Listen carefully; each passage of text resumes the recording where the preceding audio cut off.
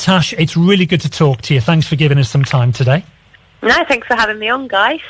It's my pleasure, and we'll talk about your new ambassadorial role at Liverpool in a minute or two, but first, congratulations on your retirement from football. An incredible career, and one that you must be so very proud of. Oh, well, thank you very much. Yeah, it is. I'm so proud, and had the last kind of 2 days to kind of reflect.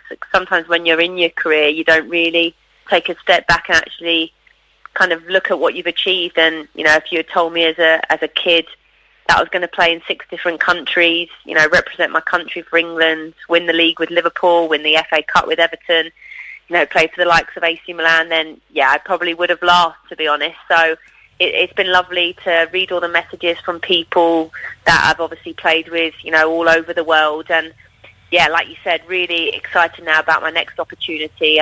But it has been a lovely couple of days, quite overwhelming, to be honest. And I think we should also mention as well, for listeners who may not be aware, you are Liverpool's all-time top goal scorer in the WSL. You lifted 2 Super League titles with the Reds as well. You won the Golden Boot and the FA Players Player of the Year, numerous England caps as well, and the opportunity, as you say, to play football all over the world. And it really doesn't get any better than that, does it? No, it doesn't. It really doesn't. And, I could have carried on playing. I love the game so much. I feel good. I feel healthy. But then when this new role as the ambassador of Liverpool Football Club came up, I kind of felt like maybe it was right to go out at the top. I think, it's nice to have been able to have gone back on loan at Liverpool last year and to kind of finish my career at the club that I support and that I love. It was a tough decision. It wasn't easy because I just love playing football, and I kind of always envisioned myself playing till, I was 40 plus. But I think sometimes it's a nice way to go out at the top, and now I can enjoy this next adventure.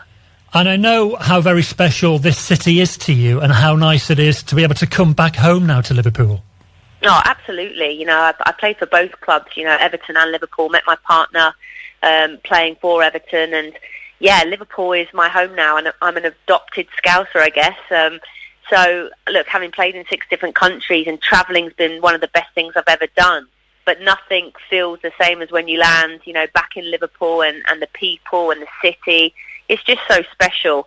And having travelled for so long, it felt lovely to be able to be back. And I think that was a big decision also as to why I decided to retire, because I didn't want to travel again. I didn't want to leave Liverpool again. I was settled. I was happy. And this city is the best in the world. And of course, after making history on the pitch, you're now making history off the pitch, because you are Liverpool Football Club's first ever female ambassador, a new role that you're going to be taking up. Just tell us, Tash, if you would, what you're looking to achieve through that role. Yeah, that's a great question, and it's something that I'm really excited about. Look, I sat down with Susan Black, who's been massive in kind of developing this role for me, and this year really for me is going to be a big case of getting involved in as much as I can, whether that's working in the foundation, whether that's working with sponsors and travelling a little bit within the club. I've actually started working in the academy with the under-18 boys as well, as more of a mentor / coach, which no female has ever done also. So that's kind of another, groundbreaking thing, I guess, to have a female face within the men's academy at Liverpool. I've got my A-licence coaching badge, so that's something I'm very passionate about also. And just really getting my face out there as much as possible. And, I'm going to be thinking and sitting down over these next couple of weeks to actually say, what can I bring as well? Rather than, yes, I'm an ambassador of the football club, like, your John Barnes and your, Ian Rushes. But I also want to come up with some ideas as well of, what can I bring? So I think for me it's going to be a really exciting year, and then maybe after 6 months to a year's time we can sit down, we can reflect, what have I enjoyed, what am I good at, maybe areas that I need to improve on. But I think for me it's going to be a massive learning curve, and I think that's what I'm most excited about. I do a lot of match day appearances as well at Anfield, within the lounges, doing Q&As, and obviously my kind of media stuff with LFC TV, doing the co-coms there. So it's a really nice package. I just want to mention as well, Natasha, you enjoyed 5 years, playing for Everton back in the day. Yeah. So I believe there's going to be a guard of honour for you at the Merseyside derby coming up next month. And also tickets are available for this game. And I believe that under 18s can get in to watch the game for just £1, which is incredible value and a real good advertisement, isn't it, for people to get down to see the Merseyside derby next month?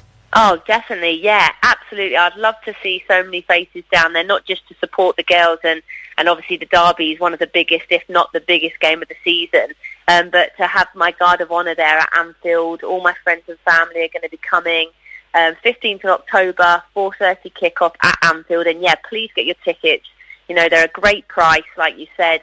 And I think that's really important, is that the people that do turn up and the ones that are there, we know that they're there because they've supported, Everton and Liverpool, and it's going to be a great occasion. So yeah, I hope to see lots of faces there. And also, before we finish, in terms of your expectations for the new season, Liverpool will begin their campaign away at Arsenal a week tomorrow.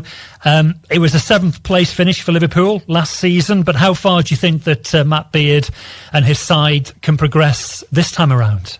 Yeah, I'm really excited. I followed them this pre-season. I've been impressed with their performances, and I think the new players have bedded in pretty quickly, but I think this year is going to be one of the toughest in the WSL. I think everyone's strengthened, which makes it year on year so tough.